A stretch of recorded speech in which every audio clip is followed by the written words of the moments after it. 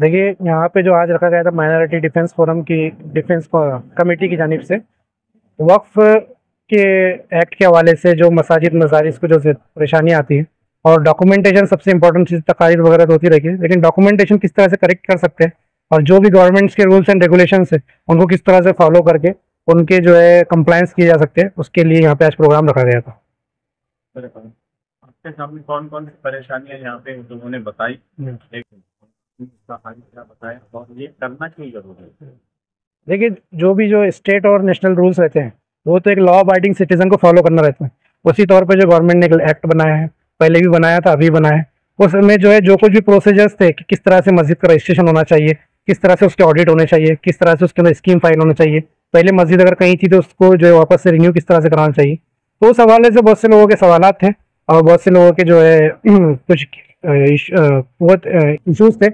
उनके ऊपर उन्होंने यहाँ पे सवाल किया कि हमको ये प्रॉब्लम्स आती है कि हम रजिस्ट्रेशन करने जाते हैं तो फला डॉक्यूमेंट किस तरह से बनाया जाए, प्रॉपर्टी के ऊपर जो नाम किस तरह से कम किया जाए, कंस्ट्रक्शन परमिशन के लिए जो क्या चीज़ें हमको ज़रूरी है और वो क्या ड्यू प्रोसेस है और क्या लॉज है जिनको हम जो है फॉलो करते हुए ये तमाम कंप्लायंस को पूरा करेंगे, ताकि जो है एक कंप्लीट हमारे डॉक्यूमेंटेशन हो। तो वो उसमें उनको गाइड किया गया कि आप लोग फला सेक्शन में मस्जिद रजिस्टर्ड करें, फला सेक्शन में मस्जिद का अगर रिन्यू करना है तो वो करें, या पंच कमेटी रखना है तो वो किस तरह से पंच कमेटी, जिसको जो हम बॉडी बोलते हैं, वो स्कीम किस तरह से फाइल करें, और अगर आपको जो है नेम ऑन प्रॉपर्टी कार्ड और 7/12 किस तरह से करेक्शन करना है, उसके प्रोसेस समझाया गया कि गवर्नमेंट ने किस तरह के बेनिफिट्स और बेनिफिशियल जीआर निकाले हैं जिसका हम यूटिलाइज करके इसमें जो नाम को करेक्शन कर सकते हैं। आज माइनॉरिटी डिफेंस कमेटी की जानिब से उर्दू घर में वक्फ हेल्प सेंटर का इफ्तिताह हुआ। कल से हज कमेटी कुदवाई रोड पर रोज़ाना 2 बजे से 5 बजे तक वक्फ हेल्प सेंटर का डेस्क टेबल लगेगा और वहाँ पर मसाजिद, मदरसे, कब्रस्तान, दरगाहें, इनके जो भी कानूनी और टेक्निकल मसले हैं उसको किस तरीके से हल किया जाए और क्या डॉक्यूमेंट लगना चाहिए, मस्जिदों मदरसों के पास क्या है, आगे क्या होना चाहिए, इसकी मालूमात दी जाएंगी, उनकी फ़ाइल बना के दी जाएंगी। बाकायदा एक फ़ाइल बनाई गई है, उसमें क्या क्या लगने वाला है वो उनको दिया जाएगा। हमारा मकसद ये है कि आने वाले वक्त में मसला खड़ा हो जाए, उसके बाद कुछ करना, उससे बेहतर ये है कि आज से ही हम इज्तिमाई तौर पर इसका हल निकालें और सारे मामलात क्लियर कर लें, क्योंकि आप देख रहे हो कि फिरका परस्त सरकार है। बिला वजह की छोटी छोटी बातों को लेकर बड़ा मसला खड़ा कर दिया जाता है। जन्म दाखिले का मामला आपके सामने है। ऐसे कई मसाइल मालेगांव शहर में आप मीडिया वाले और पूरे शहर के सामने हैं। अभी तक जो मसले आए हैं ये इनफिरादी है। पहले से तैयारी इसलिए करने की ज़रूरत है कि अब जो मसला है वो इज्तिमाई होगा। मस्जिद ना मेरा घर है, ना वकील साहब का है, ना कन्वीनर आसिफ शेख साहब का है, ये अल्लाह का घर है और उसकी हिफाजत और उसके ताल्लुक़ से पहले से हमें सब कुछ जानकारी हो, ये हमारा फ़र्ज़ है। इसीलिए हमने ये आज कोशिश की है। और जो नोटिस मसाजिद को इन्फॉर्मेशन के नाम पर दी जा रही है 9 पेज की, 12 पेज की, जिसमें तमाम ही जानकारी मांगी जा रही है, कई मसाजिद को दी गई है, कई लोगों को फ़ोन किया जा रहा है, कई लोगों को मुस्तकबिल में दी जाएंगी, उसकी भी मदद वहाँ पर वक्फ हेल्प सेंटर के टेबल पर की जाएंगी। हम वहाँ पर वकील भी बैठाने वाले हैं कि इन्फॉर्मेशन सही ढंग से दी जाए।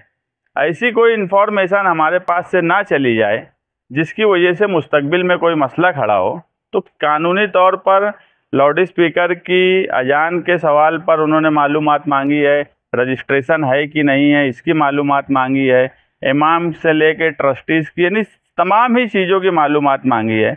मालेगांव शहर में जो आवाज़ का मामला है, ये कमर्शियल और रेसिडेंशियल, ये अलग अलग हिसाब से आवाज़ का कायदा बना हुआ है। मालेगांव कई ऐसे हिस्से हैं जो कमर्शियल और रेसिडेंशियल जोन मिक्स है, तो वहाँ के ताल्लुक से हमें क्या इन्फॉर्मेशन देना है, सुप्रीम कोर्ट की जो गाइडलाइन है उस हिसाब से क्या इन्फॉर्मेशन देना है, सही इन्फॉर्मेशन पुलिस तक जाए। क्योंकि हम ये मानते हैं कि ये पुलिस तक इन्फॉर्मेशन जा रही है मतलब सरकार तक जा रही है। आज हमारी मामूली गलती अगर सरकार तक गई तो वो उसको बड़ी गलती बनाने की कोशिश करते हैं। इसलिए पेपर वर्क क्लियर हो, यही मकसद के तहत आज का प्रोग्राम रखा गया। मालेगांव शहर के तमाम ही मसलक की जमातें, उनके जिम्मेदारान सभी लोग हाजिर थे।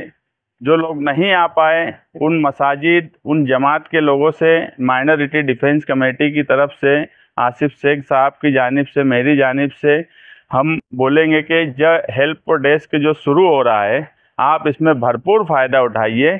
जब भी हमारी ज़रूरत पड़ेगी हम माइनॉरिटी डिफेंस कमेटी मालेगांव शहरियान के साथ इस मसले पर हर वक्त खड़े हैं। मगर अब जिम्मेदारी जो है पहले ही मसाजिद के ट्रस्टीज़, उनके जिम्मेदारान की है कि वो आएँ और अपने पेपर वर्क अगर क्लियर भी हैं तो आप एक बार चेक करा लीजिए, देख लीजिए, और अगर उसमें कोई मसला है तो हमारे लोग बताएंगे। हमारे वकील साहब आपके सामने बात किए, ये भी हर 15 दिन में वहाँ हज कमेटी कुदवाई रोड पर आएंगे इंशाअल्लाह और लोगों की मदद करेंगे। हमारा एक ही मकसद है, इसमें कोई सियासी कामकाज करने का है, सियासी कोई मतलब नहीं है। ये कौम मिल्लत का सवाल है। इत्तेहाद के साथ शहरियान के तमाम ही शहर की जमातें, तमाम ही मसलक के लोग इत्तेहाद के साथ कामकाज करें, यही हमारी कोशिश है।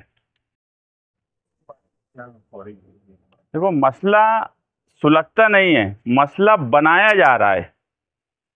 हर जगह अजान अपने बराबर हिसाब किताब से होती है। मैं वही बात बोला कि हम जो इन्फॉर्मेशन भर के देने की बात जो बोल रहे हैं कि यहाँ से देंगे, इसीलिए हम एक लाइन से देना चाहते कि मसला सुलगता ना बन जाए।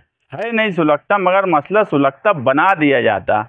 एक मामूली सी मिस्टेक जन्म दाखिले में होने के बाद नजमा बानो 6 महीने से जेल में है, तो आप समझ लो कि मसले को किस तरीके से सुलगता बनाया जाता है। इसीलिए मसाजिद के लाउड स्पीकर और अजान के सवाल पे हम मुकम्मल रहनुमाई करेंगे।